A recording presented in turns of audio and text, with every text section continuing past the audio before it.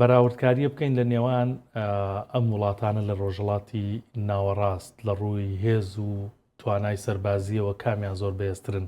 تورکیا، ئێران، ئیسرائیل، میسر. خۆی ناتوانانی مقارانەی 100% بکە ینی جیاوازی لە بینیانە، چونکە ئەگەر باسی هێزی ئاسمانی بکەین ئیسرائیل لە پێش هەمویانە. باش، هیچ وڵاتی هێزی ئاسمانی بەقەد ئیسرائیل بەهێز نییە لەم ناوچەیە. ئەگەر باسی زەوی بکەی ئەوە مەسر بەهێزترە لە هەمویان، هەتاکو لە تورکیاش بەهێزترە مەسر لە زەویە. ئەگەر بیتە سەر هێزی ئاسمانی و زەوی، مەسر لە تورکیا بەهێزترە. ئەگەر شەڕ لە بینی ئەم دوانە ڕوو بداتن، مەسر بەهێزترە.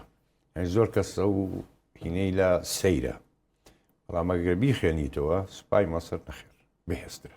باش. ئەی ئێران؟ ئێران جارێەوە هەمومان نەزانین هێزی ئاسمانی نییە، بەرگری نییە.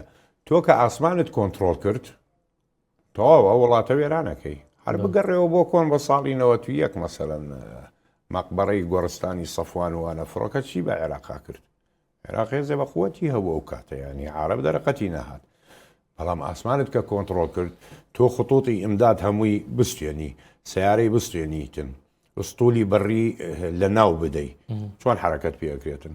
ئەو هێزە لە جێی خۆی ئەمێنێتن لە بن مەرحەمەتی فڕۆکە تاکو سوپا مەشات پیادە یان تانک دێتە پێشەوە کەوێتە شەڕێکی سەخت ناسووک لە ناویەدا و ئەیگرێتن. ئێران جارێ زۆری ماوە، بەڵام ئەگەر بڵین پیادە بە تەنیا بچێتە پێشەوە نەخێر. ئێران بەهێز بەڵێ کەواتە ینی ناتوانین ئەم ڕیز مقارڕ ناکرێت کارێکە و بە هەرێکی بە شێوازی هێز ئاسمان زەمینی. ئێستا بێتە سەر دەریا بۆ نمونە، ئیسرائیلیش غەواسەی هەیە، تورکیا شەیەتی، مەسری شەیەتی، وا غەواسەیە تازە شەکڕێتەوە بۆ نمونە. ناتوانی بڵێ دەریای ئیسرائیل لە مەسر بەهێزتر بێتن.